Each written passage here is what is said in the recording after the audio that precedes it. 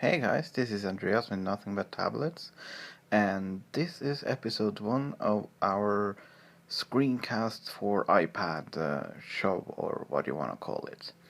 So, what I want to do with this series is that I want to provide you with tutorials and explanations, show you how to do various things on the iPad. I'm going to just sort of wing it with regards to exactly what sort of topics I'll be covering. I'm going to try to start somewhere in the vicinity of the right end of the scale, but might very well end up being that episode 10 is more for beginners than episode 1 or something like that. So, but I will try to aim this at both beginners and more advanced users. So if you do have any questions or suggestions or requests, make sure to let us know, and we'll definitely keep your wishes in mind and try to feature any requests in the episodes.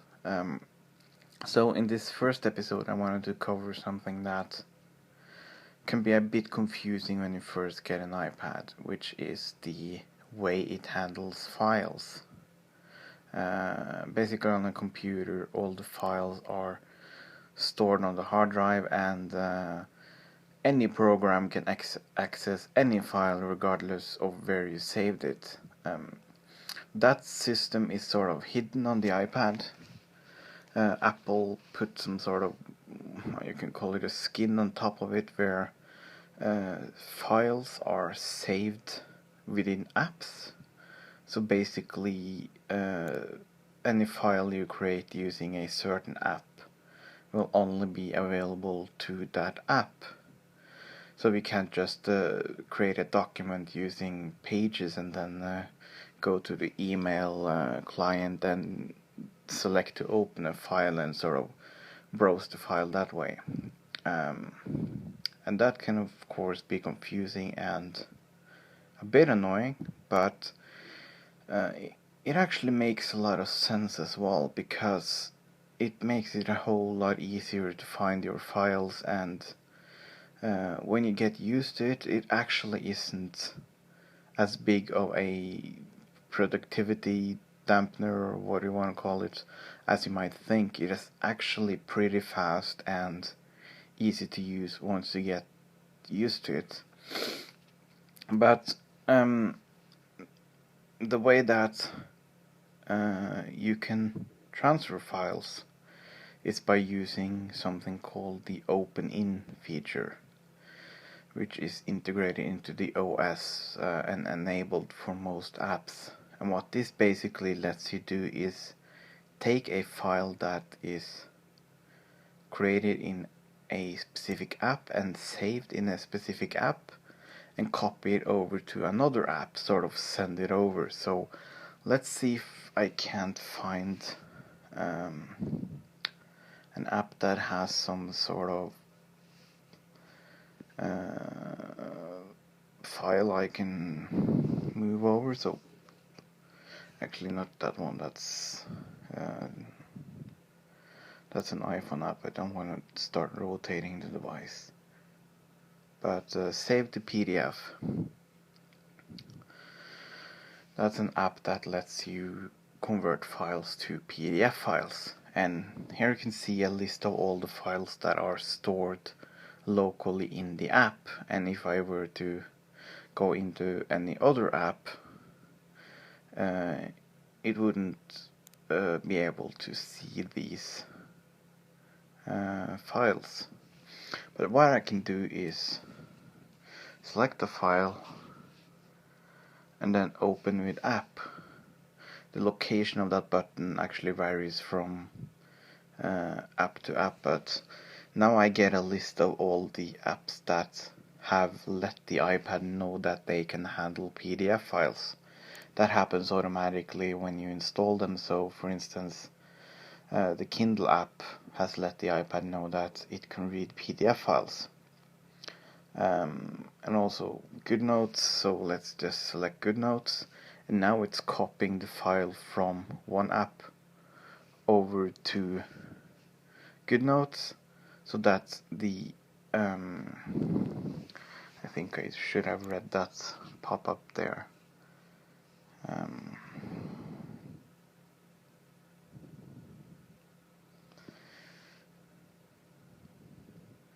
Yeah, I definitely should have read it instead of just clicking something, but go away. Why are you being a bitch? Okay, I'm going to open it with Goodreader instead.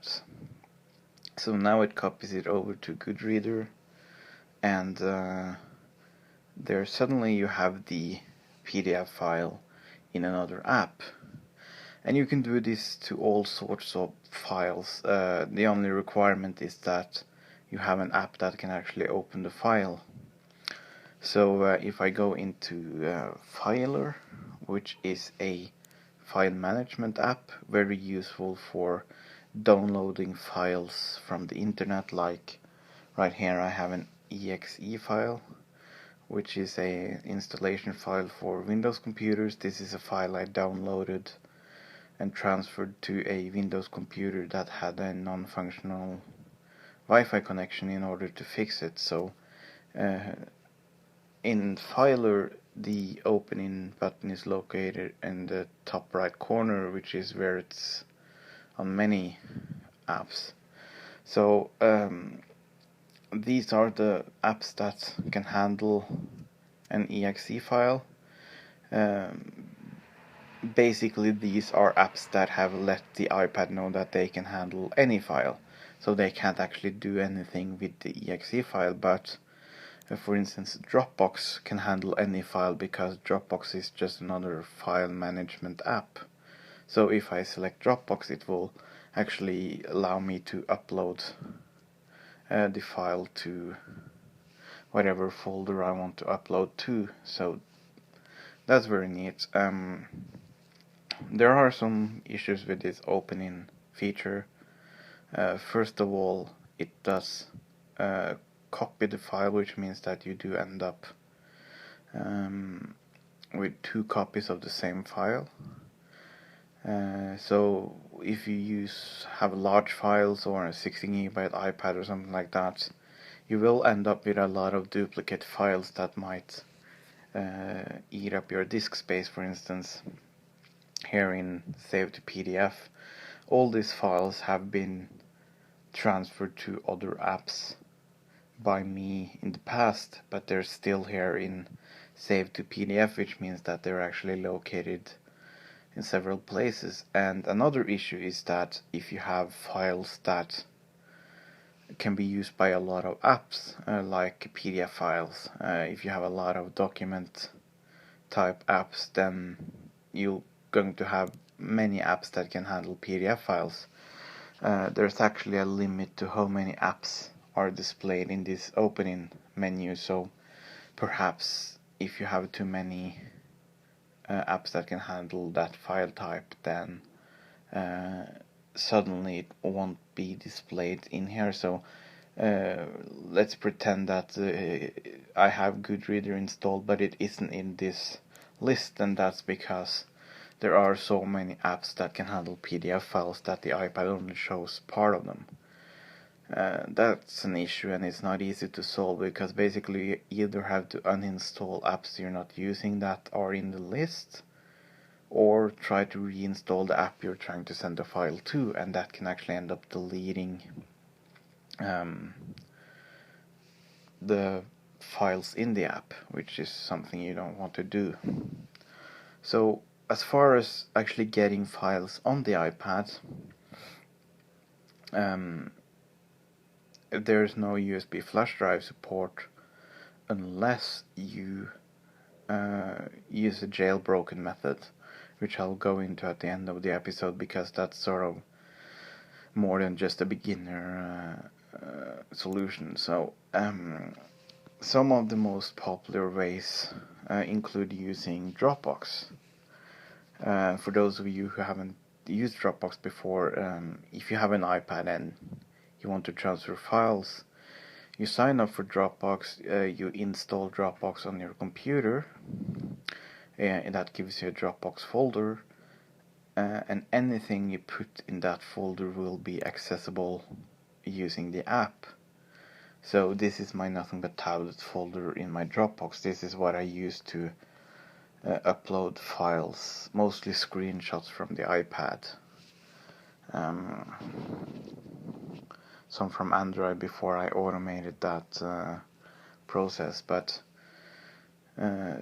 so say that you have created a document on your computer, you then save it to your Dropbox folder, and then you go in and find it in here. Let's say that this is the document you created. You save it in the Dropbox folder, then you wait for it to sync. That should be quick on small files. You go into the Dropbox app on your iPad, you locate the file, and then you hit the opening button, and let's say open in Pages, which is Apple's own document editing software, and then you can continue working on the document on your iPad. So you can just go ahead and edit and do whatever you want to do. Of course, the irony here is that Pages, as well as the other Office apps made by Apple itself, doesn't have the open-in feature. There are also some other apps that don't have this, and if you come across apps that don't have that feature, they will often have something like the ability to send via email, and this isn't exactly the best way to do it, but it is possible to email a document to yourself, because the email document will then have the ability to open in another app. So you can just email it to yourself and go into the email app, find it, download the attachment, and open that in another app. So once you sort of get used to the idea of files belonging to apps, and that you have to sort of send them from one app to another, it's actually faster than having to save a file and then go and find it in another app, because it sort of pushes them straight into another app and open that app in the process. So for instance, I move a lot of files between scanner apps and document editing apps, and then finally for document storage. So I'm going to go ahead and open Scanner Pro and just sort of use it sideways. So basically this is an app that allows you to scan documents. I'm going to cover this in another episode, so I'm just going to ignore the app itself for now, but this is where a lot of my documents start off. So I'm going to open in GoodNotes. Hopefully I selected the right option this time. I haven't used GoodNotes since the last update. So there I opened the document in GoodNotes, sent it from Scanner Pro over to GoodNotes using the open-in feature. Then I'm going to edit it a little bit. Hello. Sort of make some important edits. And then let's see if I remember. Export all pages, external apps. As I said, this opening feature is called different things in different apps. So I open it from Scanner Pro into GoodNotes. Now I've edited it. Now I'm going to send it as a PDF file over to another app like Goodreader. which is a document reader app, which has a lot of features for reading documents. So basically what I did now was take it from an app that created the document to an app that edited the document over to an app that lets me read the document. So I had a document from one app and via another and to a third one very quickly using the opening feature.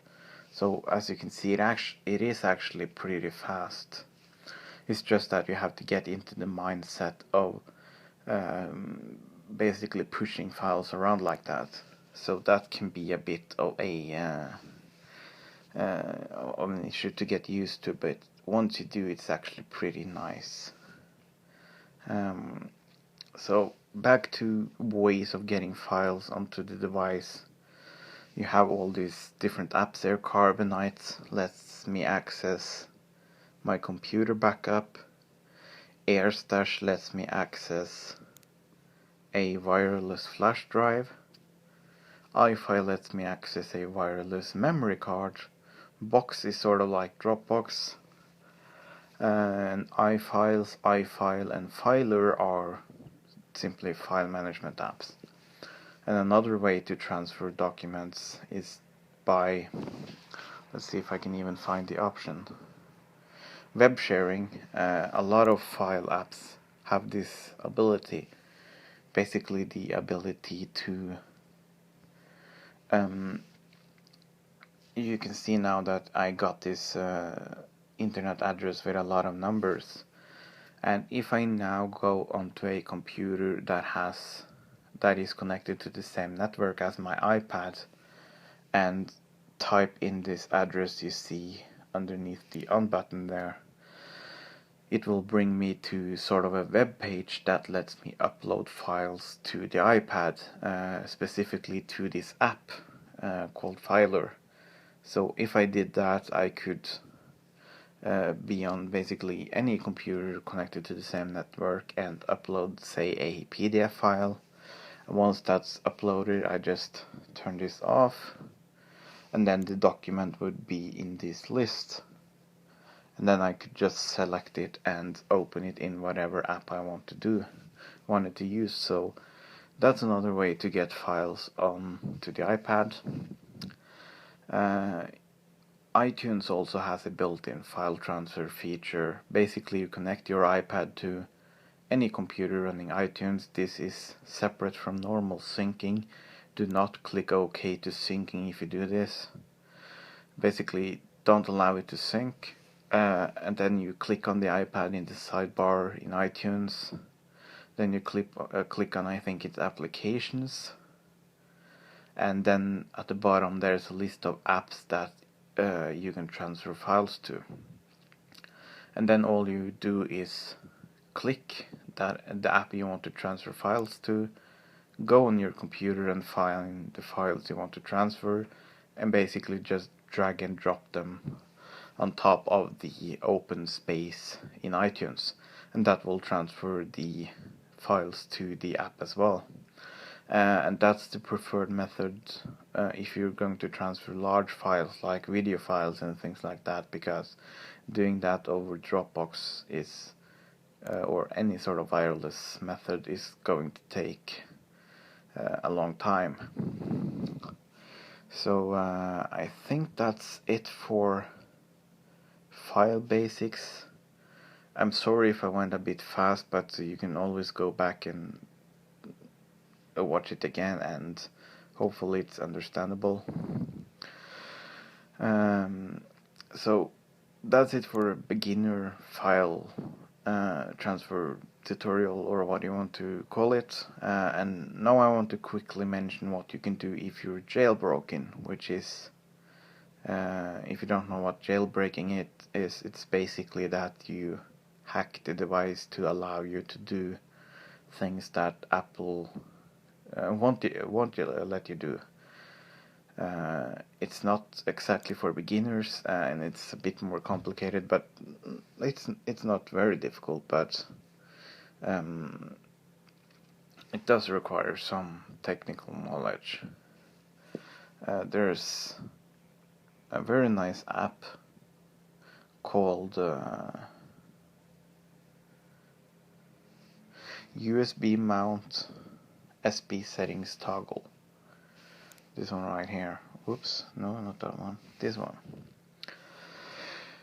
What this does is that if you have the Apple camera connection kit, which is an accessory, a $30 accessory consisting of two adapters, one for USB and one for SD cards. Normally, if you use those on the iPad, you can only transfer pictures and videos. But if you're jailbroken and use USB mount SP settings toggle, you can actually access any file using that camera kit. So you need this one installed, you need SP settings itself. I'm sure it's somewhere.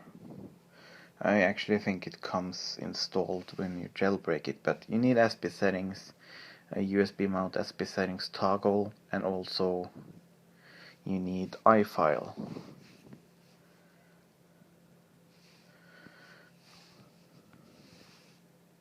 So once you have those three installed, what I have on the side here now that you can't see is the SD card adapter from the camera connection kit with an SD card in it. Going to plug that in, and it will automatically launch the normal photo import screen, but it should also turn this icon up here that says USB. This is something you only have if you're jailbroken. Turn that one green, and then if I go into iFile, I can access flash drive in the side menu, and then you have the photo folder, basically see the same files as the photo album importer, but you can also see that I put a test file here on the card. That's a text file. So I could open this in the apps that are displayed here. This is the same as the open feature, or just text viewer.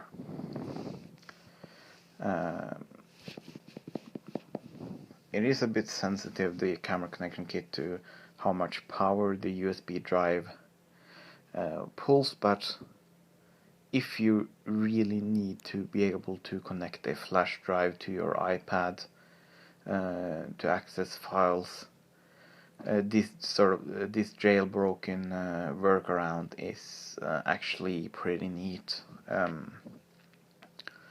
And iFile is free. There's a license that you can buy to stop it from annoying you like it did with me, but it does enable you to access any file using the camera connection kit, which is a very neat feature, and does definitely helps with getting files on and off the iPad. So that's essentially what I had for this episode. Hopefully it's been useful, and I will come back with more tutorials in the next episode. So thank you for watching, and make sure to check out nothingbuttablets.com.